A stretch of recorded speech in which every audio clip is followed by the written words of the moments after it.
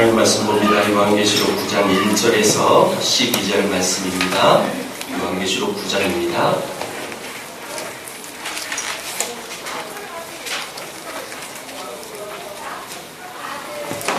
요한계시록 9장 1절에서 12절 말씀 한 절씩 교독하겠습니다.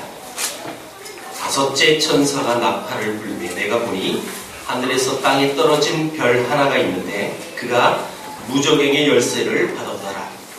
무저갱의 열이 그 구멍에서 큰 화덕의 연기 같은 연기가 올라오매 해와 공기가 그 구멍의 연기로 말미암아 부어지며 또 황충이 연기 가운데로부터 땅 위에 나오매 그들이 땅에 있는 전갈의 건세와 같은 건세를 받았더라.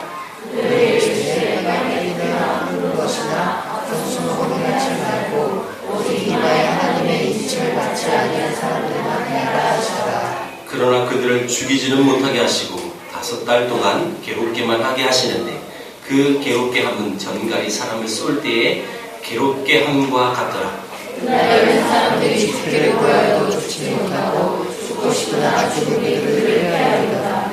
황충들의 모양은 전쟁을 위하여 준비한 말들 같고 그 머리에 금 같은 관 비슷한 것을 썼으며 그 얼굴은 사람의 얼굴 같고 또 여자의 머리털 같은 머리털이 있고 그 이빨은 사자의 이빨 같으며 또 철 호심경 같은 호심경이 있고 그 날개들의 소리는 병고와 많은 말들이 전쟁터로 달려 들어가는 소리 같으며 또 정갈과 같은 고리와 손살이 있어 그 고리에는 5달 동안 사람들을 해하는 권세가 있더라. 그들에게 왕이 있으니 무저갱의 사자라. 히브리어로는 그 이름이 아바돈이요 헬라어로는 그 이름이 아볼루온이더라.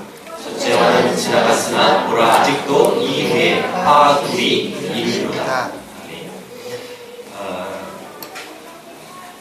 늘 요한계시록을 강의하면서 강조하는 부분 중에 하나가 그 말씀이 주는 초점, 포인트가 무엇인지 그것을 잘 분별해야 한다라고 말씀을 드렸는데 그런 의미에서 오늘 중요한 포인트, 초점은 무엇이냐면 무저갱이라는 이 의미를 우리가 알아야 합니다.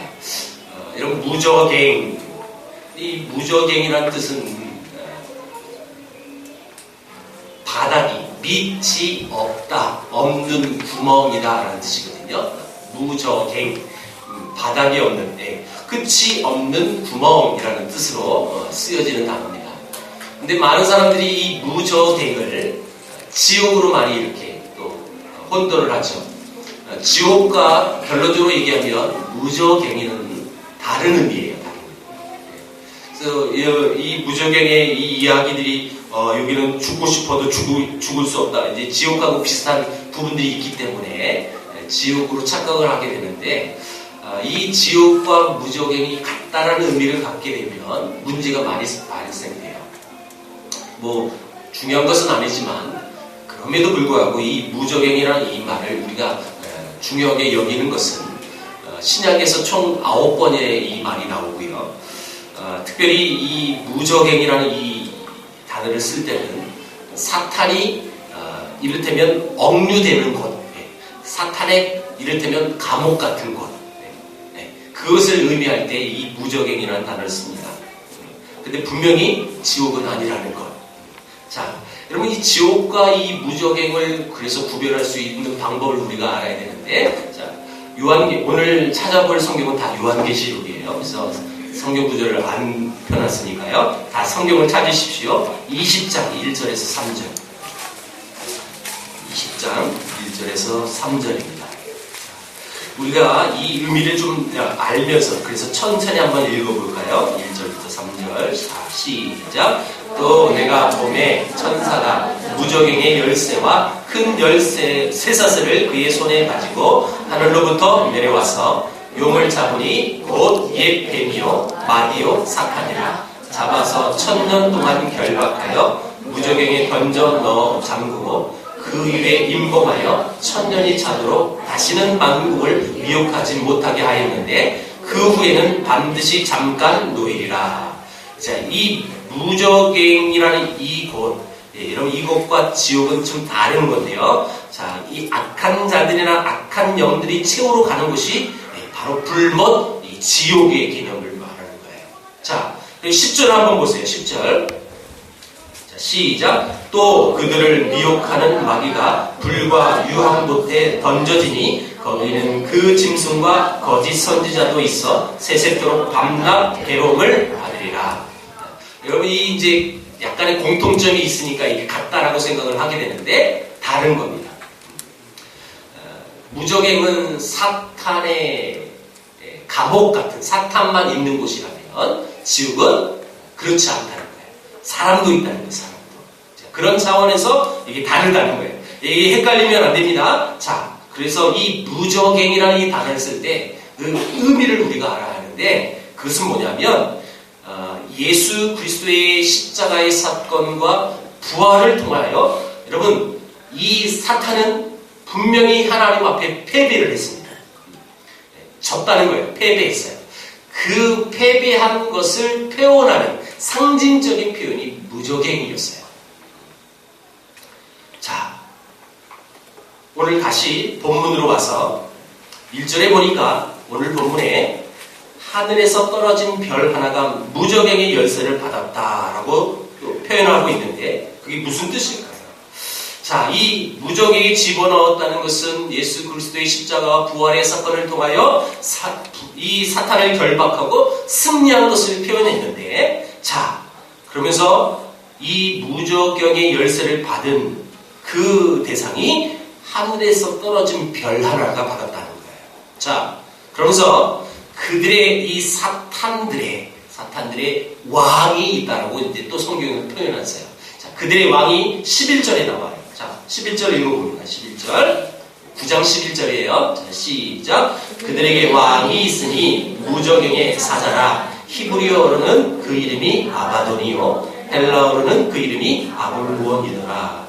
자, 그 무리들의 왕이 있는데 그 왕의 이름은 히브리어로는 아바돈, 헬라어에는 아볼루온. 이 헬라어 아볼루온은 누구냐면요. 이제 뭐 똑같은 건 이제 히브리어로 그리스 신화에 나오는 아폴로 신입니다. 아폴로 신. 근데 이 아폴로 신을 내가 아폴로 신이다라고 외쳤던 사람이 있었어요. 로마 시대에. 그게 도미티안 황제였어요. 여러분, 이 도미티안 황제는 로마 시대의 황제들 중에 가장 악랄하게 크리스찬들을 박해했던 사람입니다. 어마어마하게 잡아 죽였던 사람이에요. 근데 그 황제가 내가 신이라고 해요. 신. 여러분 아시다시피 로마 시대의 황제는 자기가 신으로 여겼어요. 그래서 여러분 모든 로마 시민권자들은 로마 황제를 신, 주로 여겨야만 했습니다. 그런데 여러분 크리스찬들은 주님이 누구죠? 예수님. 예수님을 모신 크리스찬들이 또 다른 주인을 모실 수가 없어요. 그래서 이 크리스찬들이 죽는 제목이 무신론자로 죽는 겁니다. 얘는 신을 인정하지 않는 거예요. 얘는 신이 없다고 하는 거예요. 왜냐하면 황제가 신이 아니라고 고백하니까. 그래서 죽어나가는 거예요. 근데 그 유명한 박해를 아주 강렬하게 했던 도미티안 황제가 내가 아폴로 신이다라고 외쳤던 사람이에요. 다시 말하면 이 그들에게 왕이 있는데 그 왕이 누구냐면 지금 도미티안 황제를 빗대서 얘기하는 거예요. 자, 많은 사람들이 이 요한계시록을 자기 해석으로 해가지고 여기서 이단이 많이 나온다고 말씀드렸어요. 근데 어디서부터 시작되냐면 그 이단들의 그 시작점은 이 계시록에 나오는 이 모든 사건은 앞으로 우리 이후의 미래에 일어날 일들이라고 해석을 했습니다. 제가 지난주에 이 말씀 드렸어요. 그렇죠?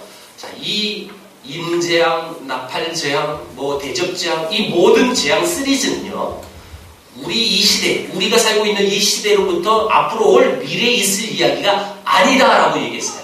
이 모든 재앙은 이렇게 얘기했습니다. 예수님이 오신 초림부터 다시 오실 재림의 사건에 모든 하나님을 믿는 하나님의 백성의 시대에 일어날 일들이라고 표현했어요. 그렇게 이해를 하셔야 돼요. 그렇다면 앞으로 일어날 일도 있지만 일어났던 일도 있었던 게 사실입니다. 그러니까 우리 시점에서 보는 겁니다. 지금 2015년, 14년도에 보는 이 시각에서는, 관점에서는 이 계시록에 나온 이 사건들이 이미 지난 사건도 있다는 뜻이에요.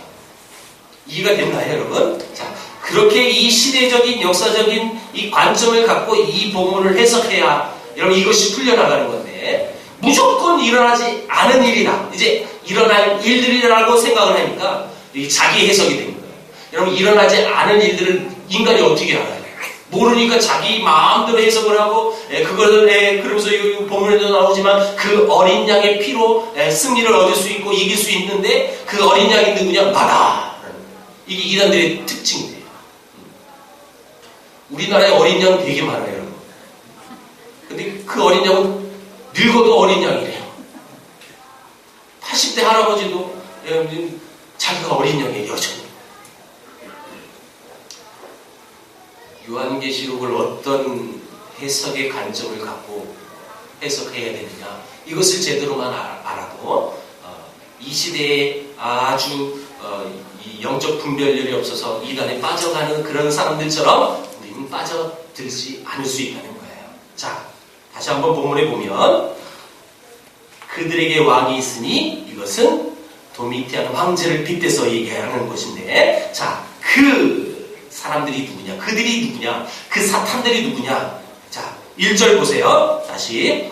다섯째 천사가 나팔을 울매. 자, 여러분, 우리 지금 나팔 재앙을 보고 있습니다. 지난주까지는 4개의 나팔이 불려졌고, 그래서 4개의 재앙들이 있었다는 것을 여러분이 봤고요. 오늘 5번째 재앙입니다. 그런데 내가 보니 하늘에서 땅에 떨어진 별 하나가 있는데 그가 무저갱의 열쇠를 받았다. 하늘에서 떨어진 별. 자, 여러분, 하늘에서 떨어진 그 별, 그 사람이 열쇠를 가진 자인데 그 사람이 그가 누구냐는 거예요. 결론적으로 먼저 말합니다. 무저갱의 열쇠를 받은 자, 가진 자가 누구냐면 사탄이에요, 사탄. 자, 그러면서 2절, 3절을 보겠습니다. 오늘 본문 2절, 3절을 같이 읽어볼게요. 자, 시작. 그가 무저갱을 여니 그 구멍에서 큰 화덕의 연기 같은 연기가 올라오매 해와 공기가 그 구멍의 연기로 말미암아 어두워지며 또 황충이 연기 가운데로부터 땅 위에 나오매 그들이 땅에 있는 전갈의 권세와 같은 권세를 받았더라. 자, 여러분, 이 분위기를 한번 보세요. 이런 분위기가 어디 성경에 많이 나오냐면 소선지서에 많이 나와요. 어두워지고 막 이런 여호와의 날이 이럴 때에 무엇가 일어나는지 그 현상들을 지금 소선지에 많이 나오는데, 그 대표적으로 이런 황충이 나오고 메뚜기도 나오고 막 이런 사건들이 많이 나와요, 선지서에. 특별히 요엘서 1장 4절에 보면 요엘서에 이렇게 기록합니다. 팥종이가 남긴 것을 메뚜기가 먹고 메뚜기가 남긴 것을 느치가 먹고 느치가 남긴 것을 황충이 먹고, 이렇게 표현하고 있어요. 이건 뭐예요? 이건 다 곤충들이거든요. 곤충. 들에서 나오는 곤충들이 다 먹어요.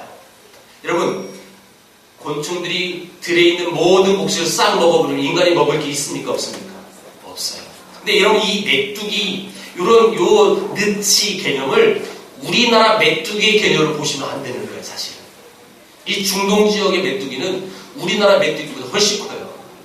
우리나라 메뚜기 요만하죠. 손바디마다. 하죠. 근데요, 이 메뚜기는 어마어마하게 커요.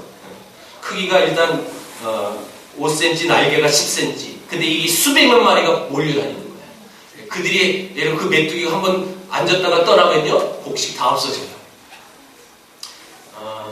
계속 엑소더스 제가 예화를 계속 드리고 있는데, 출애굽 했을 때 10가지 재앙 중에 메뚜기 재앙이 있잖아요. 어마어마한 거예요, 사실. 그 엄청난 수백만 마리의 곤충들이 왔다가 하면 더 이상 인간은 먹을 것이 남아있지 않습니다. 무시무시하죠.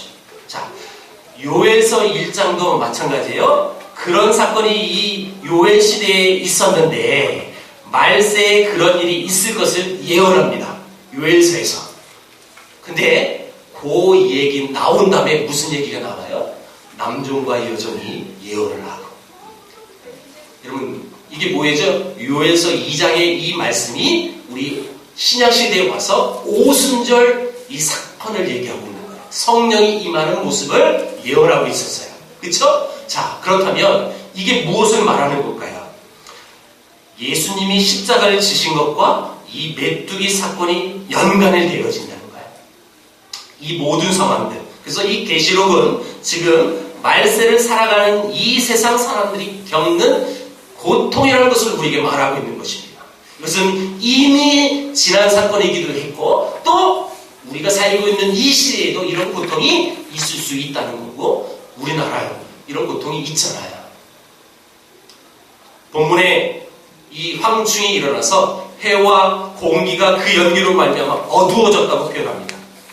이것은 사탄의 어두운 권세가 확장되어져서 온 세상이 어두워진다라고 지금 말하고 있는 것이고 인간의 마음을 미혹하는 죄와 타락과 거짓이 만연하여서 그로 인하여 가정이 파괴되고 사회와 교회가 악에 물들어서 곳곳에 고통과 슬픔이 만연하고 그래서 소망이 없는 마치 암흑 같은 세상을 지금 말하고 있는 거예요.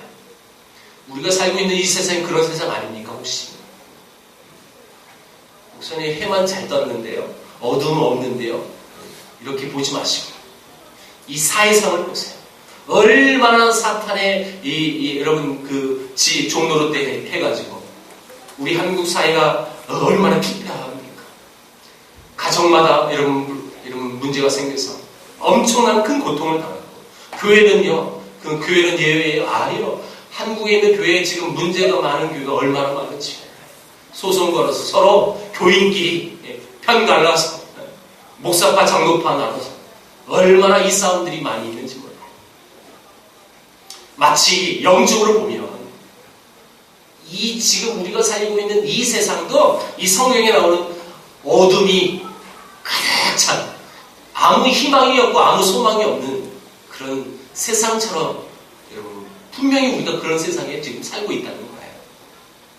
그러면서 5절 6절 한번 보겠습니다. 5절 6절 자 시작. 그러나 그들을 죽이지는 못하게 하시고 5달 동안 괴롭게만 하게 하시는데 그 괴롭게 함은 전날이 사람을 쏠 때의 괴롭게 함과 같더라. 그날에는 사람들이 죽기를 구하여도 죽지 못하고 죽고 싶으나 죽음이 그들을 자 여러분 전갈이 쏘면 사실 몇 초 만에 사람이 죽죠. 근데 그 전갈이 쏘는 고통을 주는데 여러분 고통이 그렇게 크면 사실 죽으면 더 편한 거예요. 그렇죠?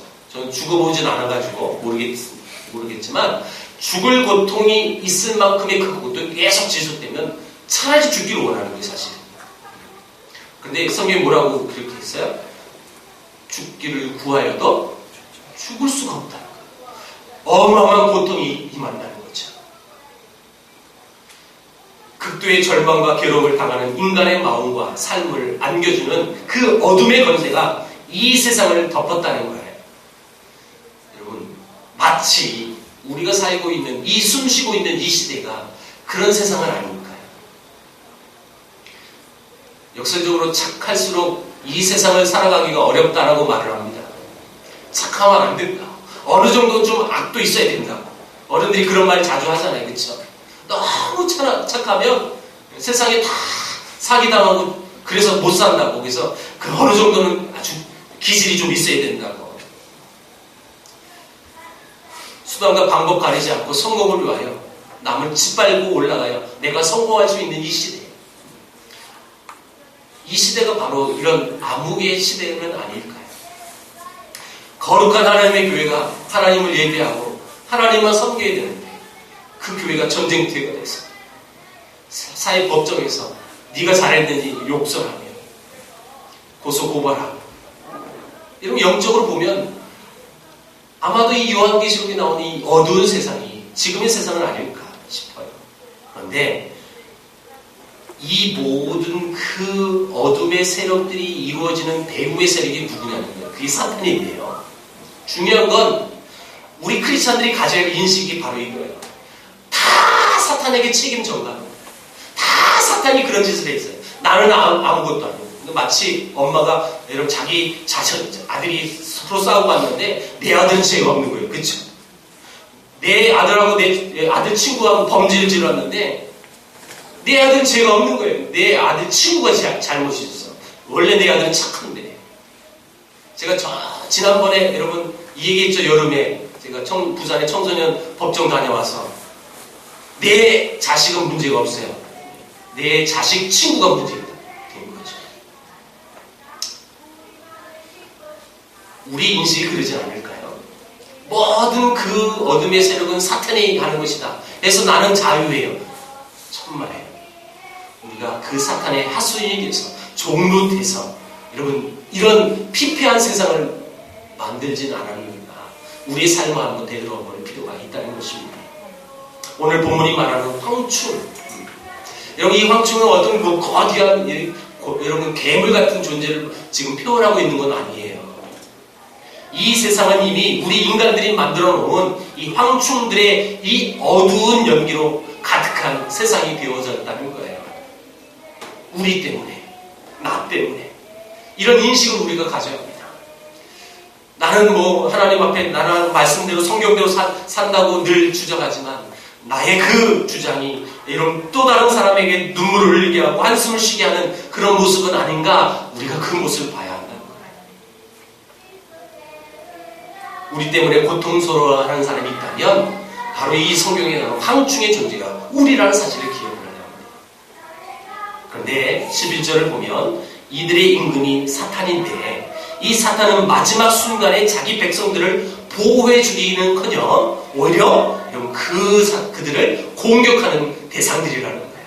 이게 사탄의 존재예요. 이단들의 특징이 그거예요. 사람들을 꼬였어요. 그래서 자기 이단의 세력을 오게 했어요. 근데 그 사람들이 어려움에 빠지죠? 여러분, 그들을 보호해주지 않아요. 오히려 어려워지면 그 사람을 공격하게 돼 있어요. 자, 저는 이렇게 이해를 드립니다.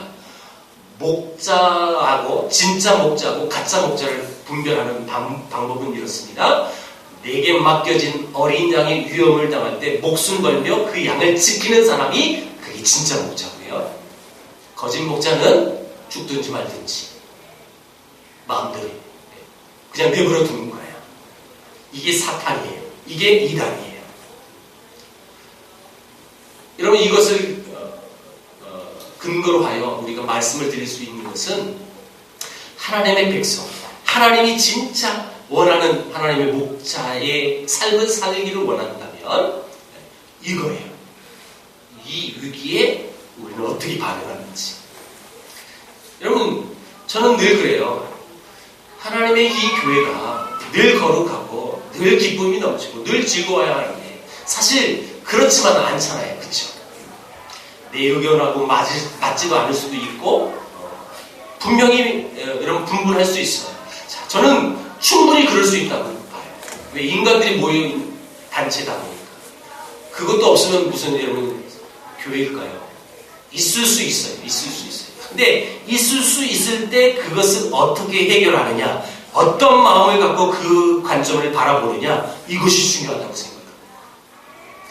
정말 성경적이고 정말 지혜롭고 정말 하나님이 원하는 삶을 살아간다면 내 의견과 내 주장이 어려움을 줄 수도 있다는 사실을 인식하고 그것을 배려할 수 있는 마음, 이게 진짜 이런 목자살이죠. 세상에 고통을 안겨주는 것을 우리가 하고 있다면 여러분 우리가 뭐 해야 될까요? 그러면 당연히 회개해야 되겠죠. 그리고 하나님 앞에 이렇게 기도해야 되겠죠.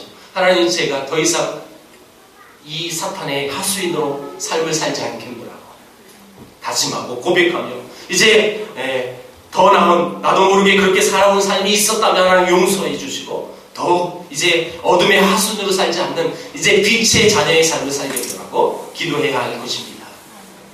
그렇다면 우리 이 성도에게 중요한 것이 무엇일까요? 오늘 이 본문을 또 보는 관점을 우리가 봐야 될 것인데 오늘 7절에서 10절의 내용은 다 몸모와 같은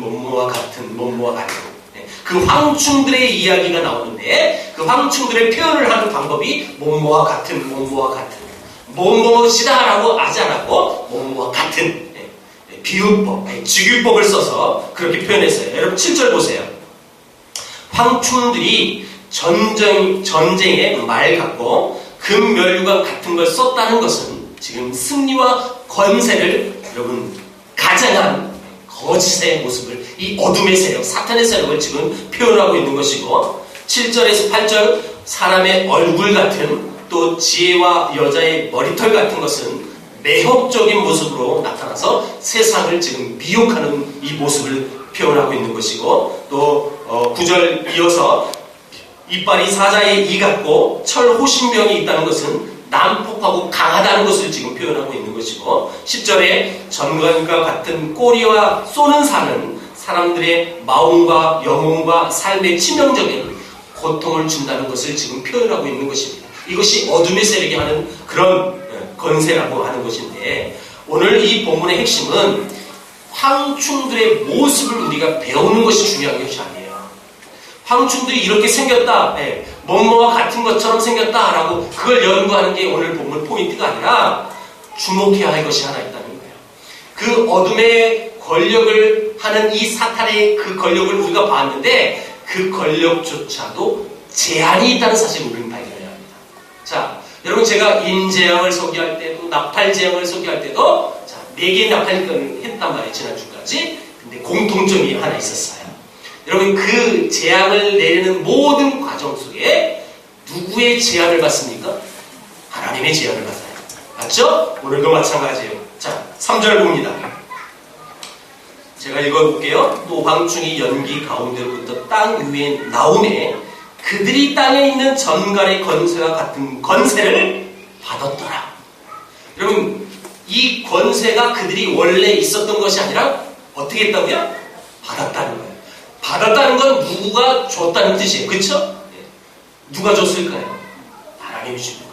자, 그리고 4절 그들에게 이르시되 땅에 풀이나 푸른 것이나 각종 수목은 해하지 말고 오직 이마에 하나님의 인침을 받지 아니한 사람들만 해하라 하시더라. 여러분 그 재앙을 내리는데 그 재앙을 받는 대상을 해놨어요. 인침 받지 않는 사람만 재앙을 내려라. 또 한 가지 5절 그러나 그들을 죽이지는 못하게 하시고 5달 동안 괴롭게만 하게 하시는데 그 괴롭게 함은 전갈이 사람을 쏠 때 괴롭게 함과 같더라. 얼마 동안 이 재앙을 제한하셨다고요? 5개월 동안. 다시 말하면 이 어둠의 건세를 여러분 하는 이 사탄의 이 모든 건세도 하나님이 주셨고 하나님이 그 모든 제한을 모든 사람에게 그리고 무한토록 영원토록 한 것도 아니고 시간과 사람들 대상들을 다 제한을 해놓으셨다는 거예요. 우리가 봐야 될 포인트가 바로 그거예요. 자, 그리고 1절을 다시 한번 보세요. 오늘 본문 1절 같이 읽습니다. 시작. 5째 천사가 나팔을 불매 내가 보니 하늘에서 땅에 떨어진 별 하나가 있는데 그가 무저갱이 열쇠를 받았더라. 오늘 말씀의 최대 핵심이 바로 요거예요. 사탄이 하늘에서 떨어진 별이라는 거예요. 자, 우리는 하늘에서 떨어진 별을 이상하게도 긍정적으로 보는 관점이 많아요. 그렇죠? 그래서 유성 떨어진다는 것도 별쇼를 다 해요. 그렇죠? 별쇼 맞죠? 별쇼. 사람들이 다 모였어요. 큰 별이 떨어지는 것이 아주 특별한 의미. 또 성경에도 그런 의미가 또 나와요. 그렇죠? 이 성탄절이니까. 여러분 동방 박사가 뭘 보고 왔어요? 별을 보고 왔어요. 그렇죠? 그래서 이 별에 대한 인식은 우리에게 참 좋은 인식으로 지금 현재 남아있는데 오늘 본문에서 이 하늘에서 떨어진 그 별은 그런 의미가 아니에요. 긍정적인 게 아니라 이 떨어진 별이 사탄이라고 지금 표현하고 있는 거예요. 자, 왠지 한번 보십시오. 이유는 먼저 결론적으로 열어지면 하늘에서 떨어졌다는 이 말은 사탄이 하늘에는 없고 땅에만 있다는 말도 아닌데요. 그것은 예수께서 사탄을 패배시키고 제압하신 것을 상징하고 있는 모습입니다. 그래서 우리가 본문을 찾아봐야 되는데 한 장을 넘기면 12장 7절을 찾아보십시오. 12장 7절에서 먼저 9절까지 먼저 볼 건데요. 7절에서 9절을 같이 천천히 한번 읽어봅니다. 시작. 하늘에 전쟁이 있으니 미가엘과 그의 사자들이 용과 더불어 싸울세. 용과 그의 사자들도 싸우나 이기지 못하여 다시 하늘에서 그들이 있을 곳을 얻지 못한지라. 큰 용이 내쫓기니 옛 뱀, 곧 마귀라고도 하고 사탄이라고도 하며 온 천하를 꾀하는 자라. 그가 땅으로 내쫓기니 그의 사자들도 그와 함께 내쫓기니라. 예, 이런 지금 용과 더불어 그게 용이 뱀, 마귀, 사탄이라고 표현했는데 하늘에서 전쟁이 터졌어요. 미가엘과 그의 천사들과 전쟁이 있는데 누가 졌다고요? 사탄이 졌다는 거예요. 그래서 사탄이 져서 그 하늘에서 쫓김을 당했다라는 뜻입니다. 자, 이 말은 영적 전쟁을 지금 말하고 있는 겁니다. 세상에서 예수님이 십자가를 지심으로 인하여 죄와 죽음의 권세를 다 이기셨어요. 우리 부활절에 늘 찬송하는 게 있잖아요. 죄와 죽음의 권세를 이기시고 사셨네. 여러분, 그 죽음의 권세를 이기시고 부활하신 그것을 하늘의 영적 전쟁으로 지금 표현한 것입니다. 그래서 그 사탄이 있을 곳이 없어서 내쫓겼다는 거지, 이 부분은. 자, 근데 그것이 땅이라고 표현했는데, 자, 이 땅은 장소적인 개념을 얘기하는 것은 아니에요. 여러분, 사탄은 영적인 존재입니다. 자, 우리 인간은 하늘에서 떨어지면 어디로 떨어져요? 땅에 떨어지죠. 이 만유 인류의 법칙이, 그쵸? 우리 이런 과학적인 지식이 없어도 위에 있으면 떨어지는 건 당연해요, 그쵸? 충격을 받고 있기 때문에. 자, 그런데 사탄은 우리 인간처럼 이런 육적인 모습을 갖고 있지 않습니다. 영적이라, 여러분, 영의 존재이기 때문에 여기에 쑥 떨어진 그런 의미가 아니에요. 이 말은요, 하나님 앞에 반역하고 그래서 하나님과 전쟁을 했는데 사탄이 졌잖아요. 그래서 떨어졌다는 이 표현은 여러분, 우리가 회사에서 잘못을 했어요. 내가 여러분 불법을 저질러서 회사 돈을 내가 축적해서 그 발각이 됐어요. 그럼 어떻게 되죠? 잘리죠. 그 표현이에요. 잘린다는 거죠. 그 주의를 뺏겨가지고 떨어졌다라는 거예요. 자, 보세요. 이 사탄에 대해서 우리 주님이 십자가의 죽으심과 부활로 인하여 승리하셨습니다. 그러므로 이 사탄은 패배한 존재라 더 이상 하늘나라에 있을 수가 없어요. 그래서 더 이상 이 사망의 권세를 휘두를 수가 없는 존재라는 거예요. 이제 우리는 이 사탄을 어떻게 이겨야 하는지 그 다음 10절부터 이 부분을 정확히 표현합니다. 10절, 11절을 읽습니다. 시작. 내가 또 들으니 하늘에 큰 음성이 있어 이제 우리 하나님의 구원과 능력과 나라와 또 그의 그리스도의 권세가 나타났으니 우리 형제들을 참소하던 자 곧 우리 하나님 앞에서 밤낮 참소하던 자가 쫓겨났고 또 우리 형제들이 어린 양의 피와 자기들이 증언하는 말씀으로써 그를 이겼으니 그들은 죽기까지 자기들의 생명을 아끼지 아니하였다. 자, 여기서도 쫓겨났다는 거예요. 자, 그래서 쫓겨났어요. 자, 그리고 우리 형제들이 이 어린 양의 피와 자기들이 증언하는 말씀으로 그를 이겼다라고 표현했어요. 자, 여러분 시제를 보세요. 여러분, 우리가 그 사탄을 향하여 이길 겁니까? 아니 이미 이겼습니까? 이겼죠. 예수 그리스도의 죽음과 부활로 인하여 이미 우리 주님이 먼저 승리하셨어요.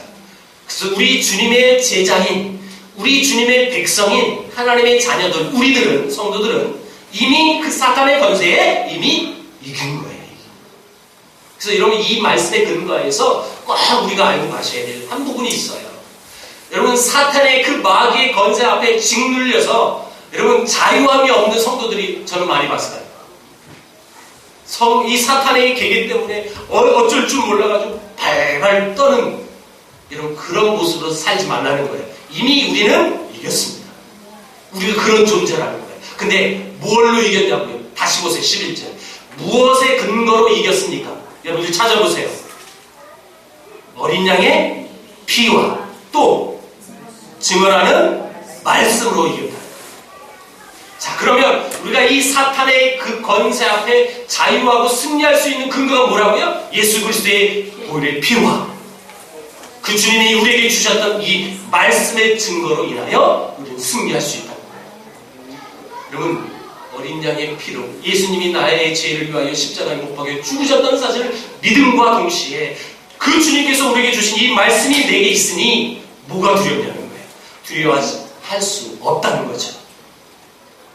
늘 말씀드리는데 이 말씀을 받는 사람들은 크리스찬들이에요. 그쵸? 로마 시대에 어마어마한 박해를 받고 있는 크리스찬들이에요. 그 크리스찬들에게는요 여전히 어려움이 있어요. 그러면서 그들에게 하나님은 계속 이런 소망의 메시지를 줘요. 내가 이미 십자가의 죽음과 부활로 인하여 그 사탄의 권세를 다 이겼으니 늘 승리해. 견뎌내는 거예요. 이겨내라는 거예요. 계속 계시록의 이 포커스가요. 이 초점이 거기에 지금 맞춰져 있는 거예요. 자, 그리고 12절을 다 같이 읽어봅니다. 시작. 그러므로 하늘과 그 가운데 거하는 자들은 즐거워하라. 그러나 땅과 바다는 화 있을진저 이는 마귀가 자기의 때가 얼마 남지 않은 줄을 알므로 크게 분내어 너희에게 내려갔습니다. 여러분, 우린 분명히 지금 승리한 거예요. 자, 그 승리한 자는요 하늘과 그 가운데 거하는 자들이라고 지금 표현해놨어요. 근데 그 자들은, 하나님의 백성들은 뭘 하라고요? 즐거워하래요. 여러분, 주님을 믿으면서 여러분 즐거우십니까? 우리 교회는 한 사람도 즐겁지 않나?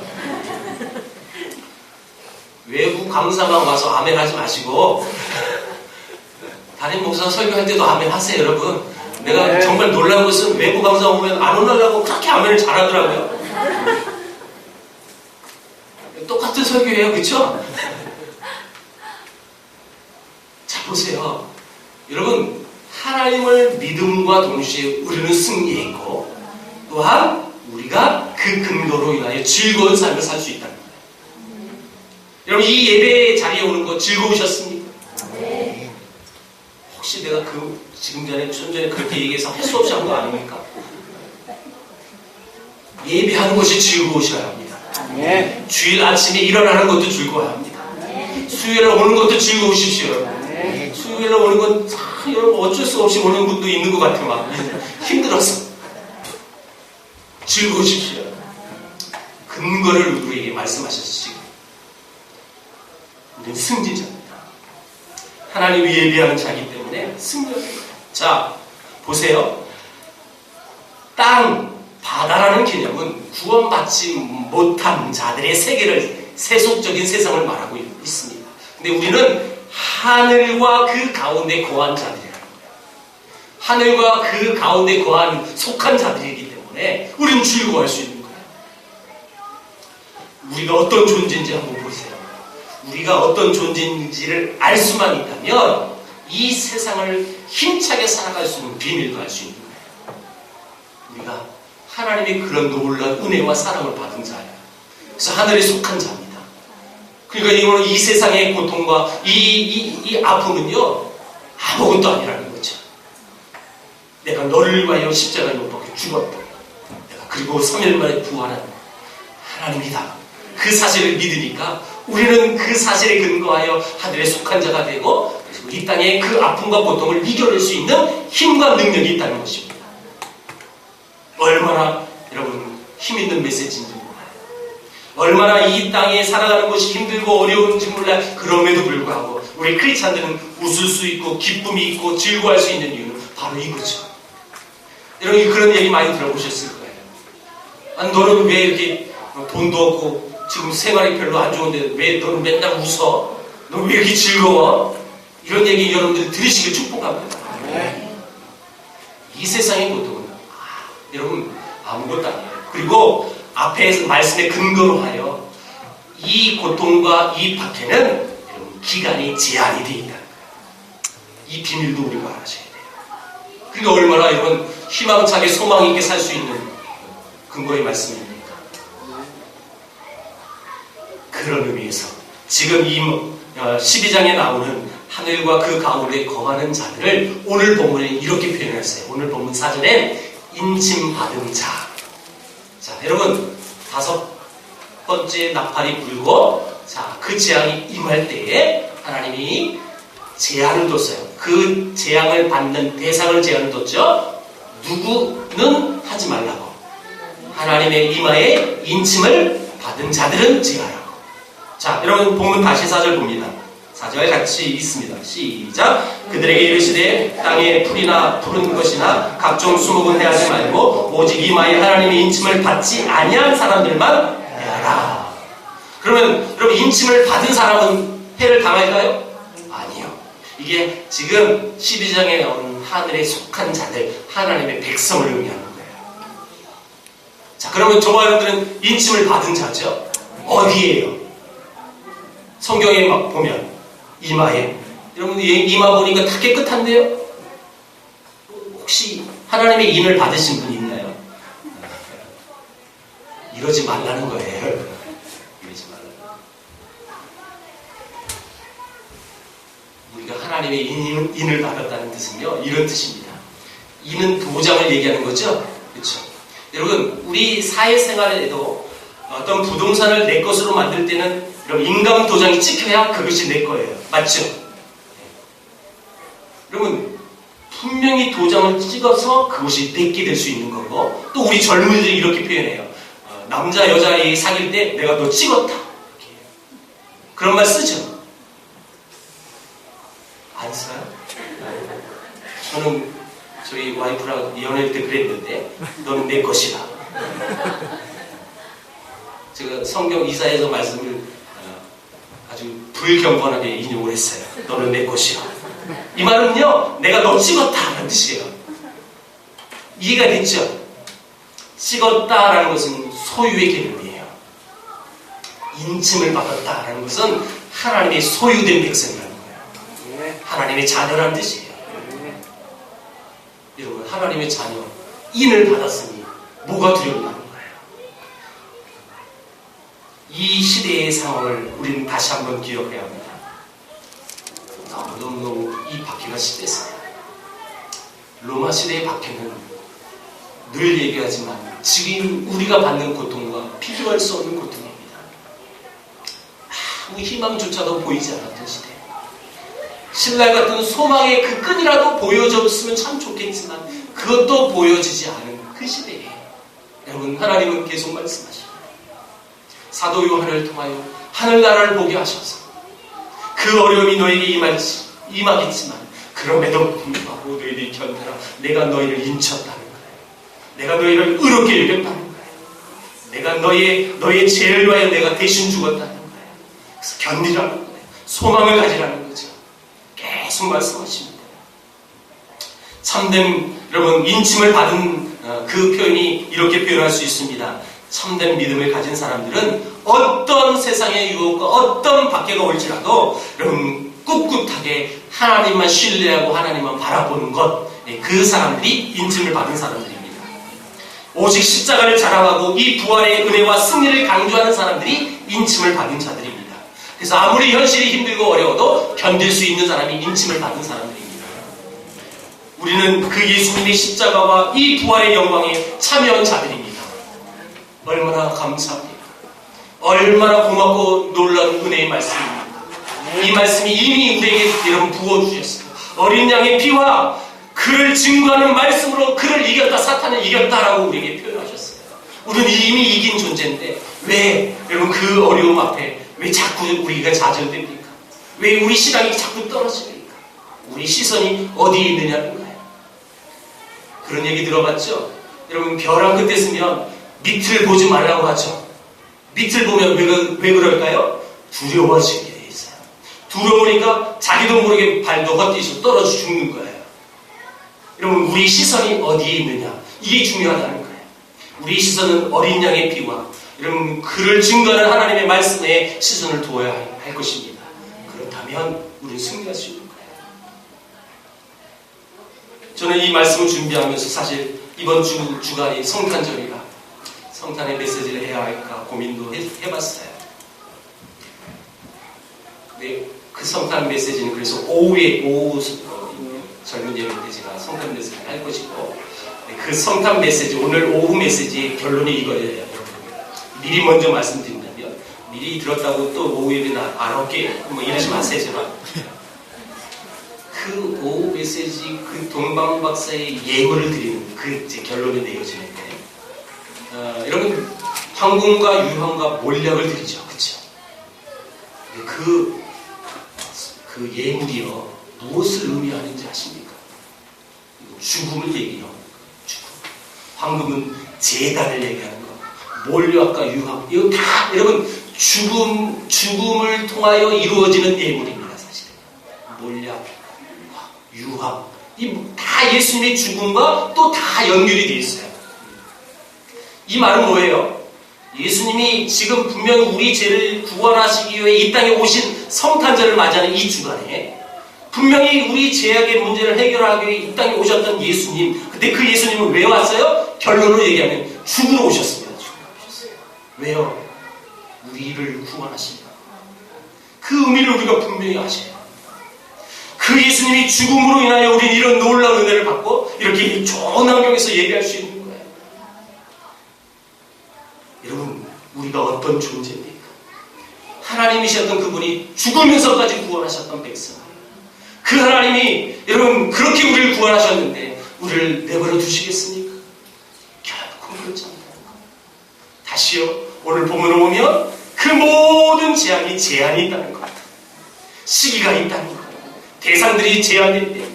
다만 우리가 해야 할 것은 어린 양의 피와 그를 증거하는 그 말씀만 붙들면 되는 거예요. 그것이 우리에게 주어진 축복입니다. 이 축복이 있기 때문에 여러분 어떤 유혹도 어떤 미혹도 넘어지지 마시고 오직 하나님만 바라보며 하나님만 섬길 수 있는 저와 여러분 되길 주의 이름으로 축원드립니다. 기도합니다.